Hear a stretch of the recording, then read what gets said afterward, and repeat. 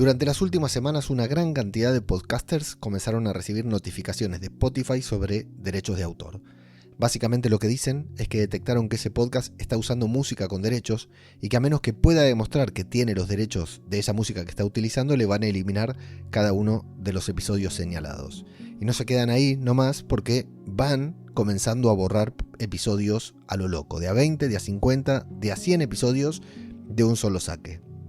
Yo recuerdo que volvía de mi trabajo cuando mi querido amigo, el cura Legañas del Chiringuito Podcastero, me avisó que ya se podían subir podcasts a Spotify. En realidad en ese momento no era subir, sino redireccionar. Por aquel entonces, mi alojamiento principal era iVoox y con solo 2 o 3 clics podía lograr que mi voz sonara en la misma plataforma en la que se escuchaban las voces de Cerati, las de Bono, la de James Hetfield y tantas otras. Y yo no veía la hora de bajarme del colectivo o bus, como le dicen en España, para poner manos a la obra. Llegué a casa, saludé a Pau, a los niños y rápidamente me excusé diciendo que tenía que hacer algo urgente. La verdad es que no había ninguna urgencia por hacerlo porque Spotify todavía no era el reproductor de podcast que conocemos ahora. Pero me desesperaba por ser uno de los primeros en tener mi podcast allí. Pura vanidad, puro egocentrismo. No tengo ningún reparo en reconocerlo. Así como tampoco tengo ningún reparo en recomendarte que te suscribas a la newsletter para cada semana poder recibir mis correos electrónicos sobre podcasting. Y para hacerlo muy sencillo, vas a leomenendez.com/newsletter y ya estás en la lista. ¿Qué tal? ¿Cómo les va? Yo soy Ajeno al Tiempo. Les doy la bienvenida a Todo por un Daily, la versión express de Todo por un Podcast. Tal como me había dicho el cura Legañas, no me llevó más de 3 clics lograrlo, así que me pude ir a dormir con la conciencia tranquila sabiendo que mi podcast ya estaba en Spotify. Todavía no había profesionalizado mi podcasting y creo que aún ni siquiera lo estaba considerando. En todo caso, es posible que apenas hubiera dado los primeros pasos imaginarios hacia convertirme en un posible profesional. Mientras tanto, lo único que me interesaban eran las descargas, las reproducciones.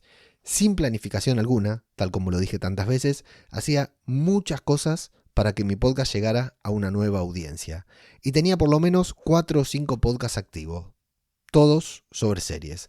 Los más importantes eran Zombie Cultura Popular, sobre The Walking Dead, que culminó junto con el final de la mejor serie en la historia de la TV, podcast cinematográfico de Marvel, del que te hablo siempre y cuyo título deja pocas cosas libradas a la imaginación, y el podcast que faltaba, que todavía no se había convertido en un monográfico sobre Star Wars, y era un podcast generalista sobre cine y series.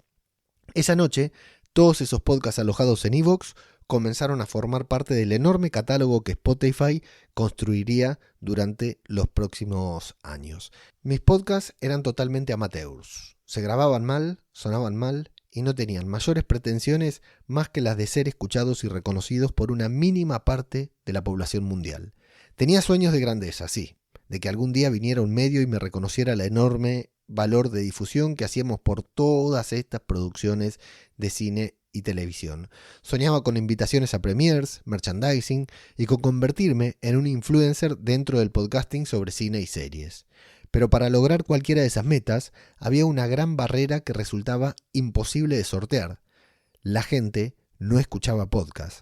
De hecho, ni siquiera sabía lo que era un podcast. Y cuando yo intentaba explicarlo y recomendar mis propios podcasts o los de alguien más a cualquier persona, no solo había que explicarle lo que era, sino también cómo escucharle y dónde hacerlo.